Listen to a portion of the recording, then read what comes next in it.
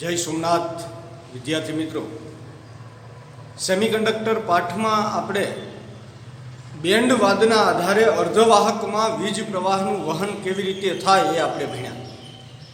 હવે અર્ધવાહક બેન્ડ કેમ બને ને એ બરાબર સમજજો પહેલા એ પ્રશ્ન. હવે છે અવાહક અને સુવાહકમાં બેન્ડ વાદના આધારે વીજ પ્રવાહનું વહન સમજાવો. એના પછીનો પ્રશ્ન અવાહક અને સુવાહક. તો એમાં પહેલા આપણે અવાહક લઈએ. અવાહક કોને કહેવાય તમને ખબર જ છે? તો કે જેમાં મુક્ત ઇલેક્ટ્રોન આવેલા હોતા નથી, જે પદાર્થ વીજ પ્રવાહનું વહન કરતો નથી, આ બધાને અવાહક પદાર્થ કહેવામાં આવે. તો અવાહક પદાર્થ હોય એમાં બેન્ડ તો હોય જ, પટ્ટાઓ તો હોય જ. અવાહક પદાર્થ આ ખાલી બેન્ડ હોય અને કયો બેન્ડ કહેવાય? તો કે કંડક્શન બેન્ડ.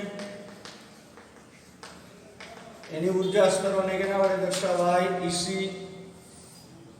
આ ભરેલો ઇલેક્ટ્રોનથી એક બેન્ડ સંપૂર્ણ ઇલેક્ટ્રોનથી ભરેલો જ હોય અને જે ભરેલો હોય એને કહેવાય વેલેન્સ બેન્ડ. એના ઉર્જા સ્તરોને EV. આ જે ગેપ છે એને EZ કહેવાય. EZ એટલે કયો ગેપ? તો કે ફોરબિડન ગેપ. અવાહકમાં આ ઉર્જા સ્તરો હોય, કંડક્શન બેન્ડ અને વેલેન્સ બેન્ડ હોય. વેલેન્સ બેન્ડમાં ઇલેક્ટ્રોન પણ ભરેલા જ હોય, છતાં પણ વીજ પ્રવાહનું વહન કેમ નથી થતું? તો કે એનું કારણ આ ગેપ. આ ગેપ એટલો બધી અર્ધવાહકોની અંદર 3 ઇલેક્ટ્રોવોલ્ટથી ઓછો હોય. ઓકે, સિલિકોન હોય તો 1.1 ઇલેક્ટ્રોવોલ્ટ, જર્મેનિયમ હોય તો 0.72. આંકડા યાદ રાખતા રહેજો. જ્યારે અવાહકની અંદર એ ફોરબિડન ગેપનું મૂલ્ય 3 ઇલેક્ટ્રોવોલ્ટ કરતાં વધારે હોય. 3 ઇલેક્ટ્રોવોલ્ટથી વધારે. એક ડાયમંડ હીરો ડાયમંડ માટે એપ્રોક્સિમેટલી 6 ઇલેક્ટ્રોવોલ્ટ જેટલો હોય, અથવા 5.8 ઇલેક્ટ્રોવોલ્ટ એવો આંકડો હોય. અમુક જગ્યાએ 5.2 ઇલેક્ટ્રોવોલ્ટ. આ 3 આંકડા યાદ રાખવા ડાયમંડ. એટલે ઘણો મોટો ફોરબિડન ગેપ કહેવાય ઇલેક્ટ્રોવોલ્ટ ઉર્જામાં, ઘણો મોટો. અવાહકની અંદર કંડક્શન બેન્ડ હોય, વેલેન્સ બેન્ડ હોય. વેલેન્સ બેન્ડમાં ઇલેક્ટ્રોન પણ હોય, છતાં પણ વીજ પ્રવાહનું વહન કેમ નથી થતું એ હું તમને કહું. તો કે આ ફોરબિડન ગેપની કિંમત 3 ઇલેક્ટ્રોવોલ્ટથી વધારે હોય. પરિણામે તમે ગમે એટલી અહીંયાથી ઉર્જા આપો,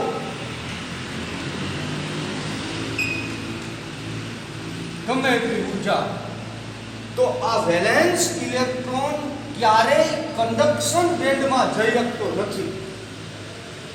વેલેન્સ બેન્ડનો ઇલેક્ટ્રોન ક્યારેય કંડક્શન બેન્ડમાં જઈ શકતો નથી, ક્યારેય નહીં, ગમે એટલી ઉર્જા આપો. આમ સંક્રાંતિ થતી જ નથી. અવાહકના ઇલેક્ટ્રોન, કોઈ પણ અવાહક પદાર્થના ઇલેક્ટ્રોન વેલેન્સ બેન્ડમાંથી ક્યાં નથી જઈ શકતા? કંડક્શન બેન્ડમાં. ફોરબિડન ગેપ એ પાર કરી જ નથી શકતા. છેલ્લે એવું આવે કે બહુ ઉર્જા આપો ને તો બળવા પડી જાય, વિકૃતિ ઉત્પન્ન થાય પદાર્થની, બળી જાય પણ બળ ન જાય. ઘણા હોય ને એવા. એમાંનો એક આ વેલેન્સ બેન્ડ અને કંડક્શન બેન્ડ અવાહક, કે વેલેન્સ બેન્ડના ઇલેક્ટ્રોન કંડક્શન બેન્ડમાં જઈ શકતા નથી, જેથી અવાહકમાં ક્યારેય વીજ પ્રવાહનું વહન થતું નથી. અને અવાહક છે એ કેવો રહે? અવાહક રહે. આટલું લખવાનું. હવે સુવાહક.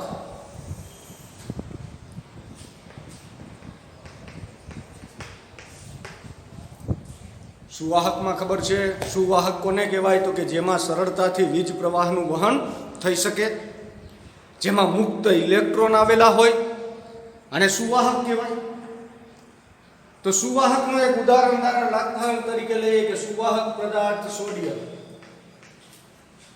બરાબર. સોડિયમનો પરમાણુ ક્રમાંક Z બરાબર 12. ટેક્સ્ટબુકમાં ઉદાહરણ છે. તો આની ઇલેક્ટ્રોન સંરચના 1h 2h 2p 1h2 2h2 2p6 6 7 8 9 10 અને 3h2 થઈ ગયા ને. 6 7 8 9 10 11 અને 12. આ K કક્ષા, આ L કક્ષા, આ N કક્ષા.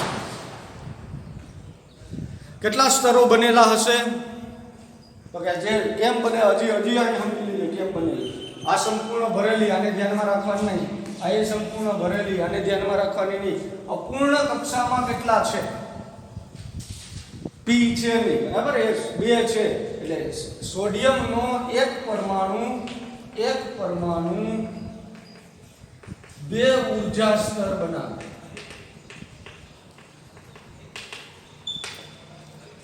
એક પરમાણુથી તો કઈ સ્ફટિક બનેલો હોય નહીં, પદાર્થ બનેલો ન હોય, તો n પરમાણુ કેટલા ઊર્જા સ્તરો બનાવશે? 2n. 2n ના 2 ભાગ પાડી દો એટલે 2n ઊર્જા સ્તરોથી રહેલો હશે. હવે 2n ના 2 ભાગ પાડી દો એટલે શું થાય ખબર એમાં? તો કે nn ભેગા થાય અને બેન્ડ બનાવે. આ n ઊર્જા સ્તરો, n સ્તર.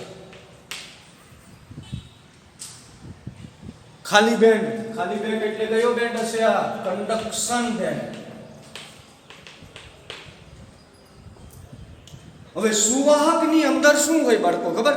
ફોરબિડિયન ગેપ હોતો જ નથી. આ ગેપ જ ન હોય.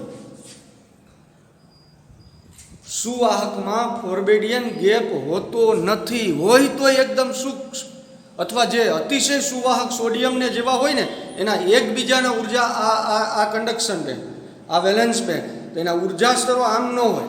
એકબીજાના ઉર્જા સ્તરો એકબીજામાં આમ ભળી જાય, જેને ઓવરલેમ્પિંગ કહેવાય. એટલે અહીંયા વેલેન્સ બેન્ડ n સ્તર,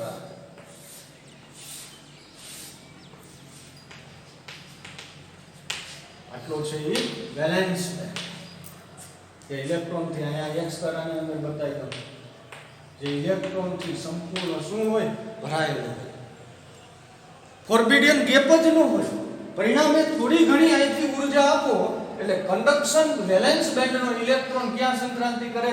કંડક્શન બેન્ડમાં. અને કંડક્શન બેન્ડના જુદા જુદા ઉર્જા સ્તરોમાં જઈ અને સરળતાથી વીજ પ્રવાહનું વહન કરે.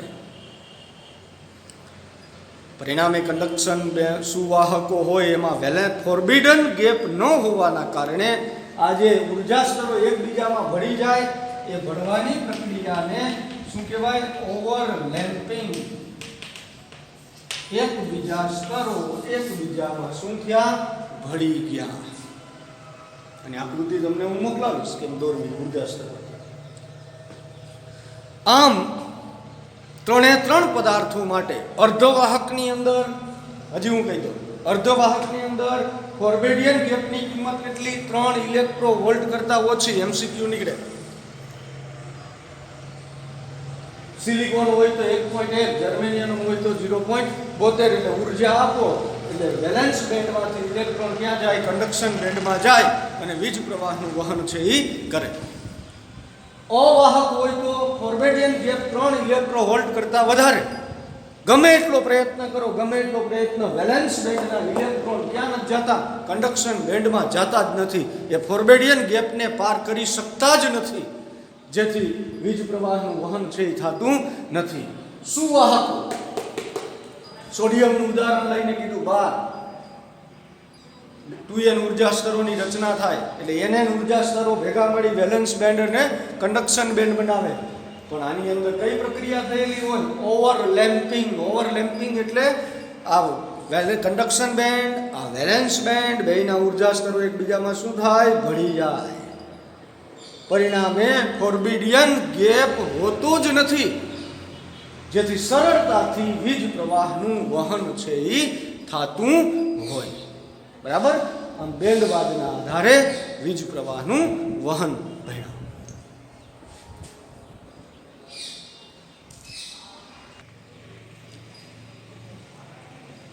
એના પછીનો પ્રશ્ન,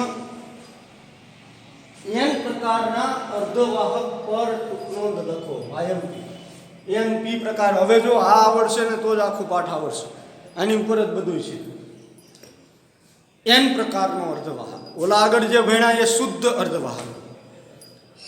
તો કે જે શુદ્ધ અર્ધવાહકો હોય એની અંદર ઇલેક્ટ્રોન અને હોલની સંખ્યા ખૂબ જ ઓછી હોય,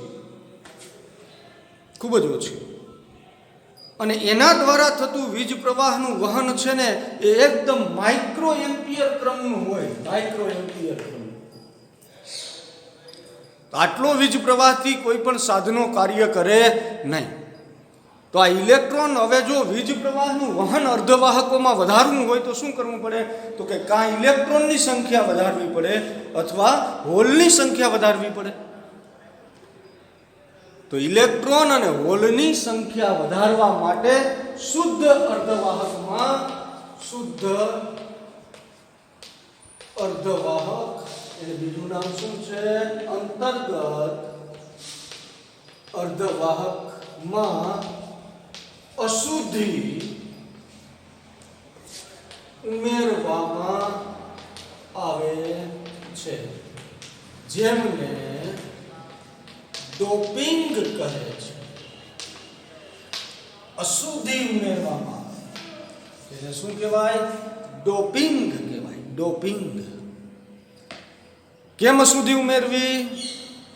તો કે વીજ પ્રવાહનું વહન વધારવું, અર્ધવાહકમાં ઇલેક્ટ્રોન અને હોલની સંખ્યા વધારવી. એટલે અર્ધવાહક કેટલા વેલેન્ટ હોય? 4 સહસંયોજકતા વાળો, ટેટ્રાવેલેન્ટ. ખાસ મગજમાં યાદ રાખજો. આ ધારો કે હવે જો સિલિકોનનો આ એક અર્ધવાહક છે, ઓકે, 4 સહસંયોજકતા વાળો. એટલે એના એક પરમાણુ એની આજુબાજુના 4 ઇલેક્ટ્રોન સાથે સહસંયોજક બંધ બનાવીને રહેલા હોય. 4. હવે n પ્રકારનું અર્ધવાહક બનાવવા માટે પેન્ટાવેલેન્ટ અશુદ્ધિ ઉમેરવામાં આવે છે. બરાબર સમજતા જાજો. પેન્ટાવેલેન્ટ અશુદ્ધિ કઈ કઈ MCQ માં પૂછાય. દાખલા તરીકે ફોસ્ફરસ,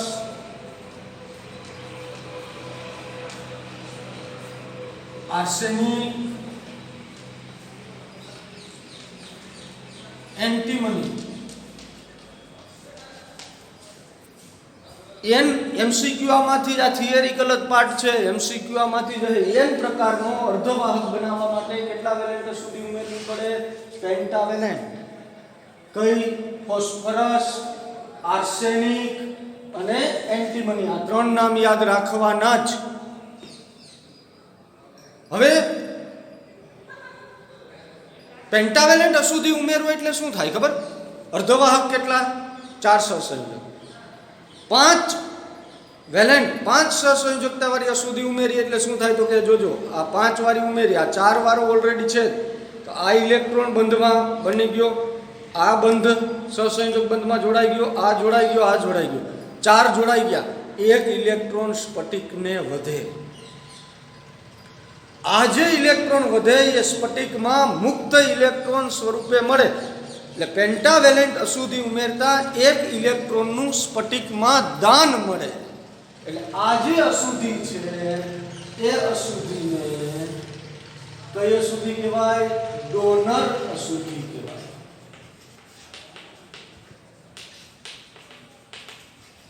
એક ઇલેક્ટ્રોનનું શું મળે? દાન મળે. એટલે હવે સ્ફટિકની અંદર અહીંયા આર્સેનિક ઉમેરું, આર્સેનિકની અશુદ્ધિ આકૃતિ હું તમને ફોટામાં મોકલીશ. આર્સેનિકનું ઉમેરું એટલે 4 છે, આ 1 2 3 ને 4 આ સહસંયોજકમાં ઉતરાઈ જાય. એક ઇલેક્ટ્રોન વધારાનો અહીંયા સ્ફટિકને દાન સ્વરૂપે મળ્યું. ઇલેક્ટ્રોનની સંખ્યા વધશે પેન્ટાવેલેન્ટ અશુદ્ધિ ઉમેરતા. એટલે જ આને દાન મળ્યો, એટલે આને ડોનર અશુદ્ધિ કહેવાય. તમને MCQ પૂછાય ડોનર અશુદ્ધિ કઈ કઈ છે? તો કે પેન્ટાવેલેન્ટ, નામ ફોસ્ફરસ, આર્સેનિક અને એન્ટીમની એ ડોનર અશુદ્ધિઓ છે. હવે ઇલેક્ટ્રોનની સંખ્યા ઘનતા વધારે હોવાથી આની અંદર Ne ગ્રેટર ધેન NH છે. ઇલેક્ટ્રોનની સંખ્યા ઘનતા હોલની સંખ્યા ઘનતા કરતા વધારે હશે. કેમાં? n પ્રકારના વર્ધવાહકમાં. ઇલેક્ટ્રોનને ઇંગ્લિશનો ઇલેક્ટ્રોનનો વીજભાર ઇંગ્લિશમાં શું લખાય? એને નેગેટિવ. આ નેગેટિવના પહેલો અક્ષર n પ્રકાર ઉપરથી આને કયો અર્ધવાહક કહેવાય? તો n પ્રકારનો અર્ધવાહક કહેવાય. ઇલેક્ટ્રોનની સંખ્યા ઘનતા વધારે હોવાના કારણે આમાં વીજ પ્રવાહનું વહન ઇલેક્ટ્રોન વધુ છે. એટલે વીજ પ્રવાહ મોસ્ટ ઓફ ઇલેક્ટ્રોનના કારણે થશે. એટલે વીજ પ્રવાહનો બીજો મુદ્દો, વીજ પ્રવાહનું વહનમાં મેજોરિટી ચાર્જ કેરિયર તરીકે ઇલેક્ટ્રોન હોય છે. મેજોરિટી ચાર્જ કેરિયર એટલે કે મુખ્ય વાહકો તરીકે કોણ હોય? ઇલેક્ટ્રોન હોય. અશુદ્ધિનું પ્રમાણ કેવી રીતે ઉમેરવામાં આવે? એ તો કે 10⁶ પરમાણુ દીઠ એક અશુદ્ધિ. આને બધી અશુદ્ધિ બધી જગ્યાએ ન ઉમેરી દેવામાં આવે તો પાછું એ આર્સેનિકનું બની જાય. 10⁶ પરમાણુ દીઠ એક અને 1 મોલ સ્ફટિકમાં 10⁻17 અશુદ્ધિ ઉમેરવામાં આવે છે. અને n પ્રકારનો અર્ધવાહક કહેવાય. હજી એકવાર ફરીથી કહી દઉં. શુદ્ધ અર્ધવાહકમાં ઇલેક્ટ્રોન અને હોલની સંખ્યા ઘનતા કેવી હોય બાળકો? તો કે ઓછી. એટલે જોઈએ એવું વીજ પ્રવાહનું વહન થાય નહીં, જમાવટ આવે નહીં. હવે વીજ પ્રવાહનું વહન અર્ધવાહકમાં ઇલેક્ટ્રોન અને હોલના કારણે થાય, આપણે ભણી ગયા. એટલે વીજ પ્રવાહ વધારવો હોય તો કાં ઇલેક્ટ્રોનની સંખ્યા વધારવી પડે, કાં હોલની સંખ્યા વધારવી પડે. એ ફરજિયાત છે. એટલે આ ઇલેક્ટ્રોન અને હોલની સંખ્યા વધારવા માટે એમાં શું ઉમેરવામાં આવે? અશુદ્ધિ. એ અશુદ્ધિ ઉમેરવાની ક્રિયાને શું કહેવાય? ડોપિંગ. n પ્રકારનો અર્ધવાહક બનાવવો હોય તમારે એમાં કયા વેલેન્ટ અશુદ્ધિ ઉમેરવી પડે? પેન્ટાવેલેન્ટ. કઈ? ફોસ્ફરસ, આર્સેનિક, એન્ટીમની, આ બધી. પેન્ટાવેલેન્ટ ઉમેરવો એટલે શું થાય? તો કે 4 વેલેન્ટ તો હોય જ. અર્ધવાહક 4 વેલેન્ટ હોય. પેન્ટાવેલેન્ટ ઉમેરો એટલે 4 સહસંયોજક બંધમાં વપરાઈ જાય. એક ઇલેક્ટ્રોન છે એ વધે. એ ઇલેક્ટ્રોન જે વધે ને એ સ્ફટિકને મુક્ત ઇલેક્ટ્રોન સ્વરૂપે દાન મળે. એટલે આવી અશુદ્ધિને કઈ કહેવાય? ડોનર અશુદ્ધિ. આ n આવડે એટલે પછી p તો એની રીતે આવડે. ઇલેક્ટ્રોનનું દાન થયું એટલે ઇલેક્ટ્રોનની સંખ્યા ઘનતા વધશે. એટલે એની ગ્રેટર ધેન ઇલેક્ટ્રોનની સંખ્યા ઘનતા હોલની સંખ્યા ઘનતા કરતા કેવી હશે? વધારે હશે. મુખ્ય વીજવાહકો તરીકે મેજોરિટી ચાર્જ કેરિયર તરીકે ઇલેક્ટ્રોન હશે. ઇલેક્ટ્રોનનો વીજભાર નેગેટિવ અને નેગેટિવના n નામ પરથી શું નામ આપ્યું? n પ્રકારનો વીજવાહક. અશુદ્ધિ ઉમેરવાનું પ્રમાણ 10⁶ પરમાણુને એક અશુદ્ધિ અને 1 મોલ સ્ફટિકમાં 10⁻17 જેટલી અશુદ્ધિ ઉમેરવામાં આવે છે. બરાબર છે? આ n પ્રકારનો અર્ધવાહક. આટલી બાબતો યાદ રાખવી. Donor અશુદ્ધિ, pentavalent. બરાબર છે? p પ્રકારનો આવતા લેક્ચરમાં આપણે ભણશું. તૈયારી સાથે રાખજો.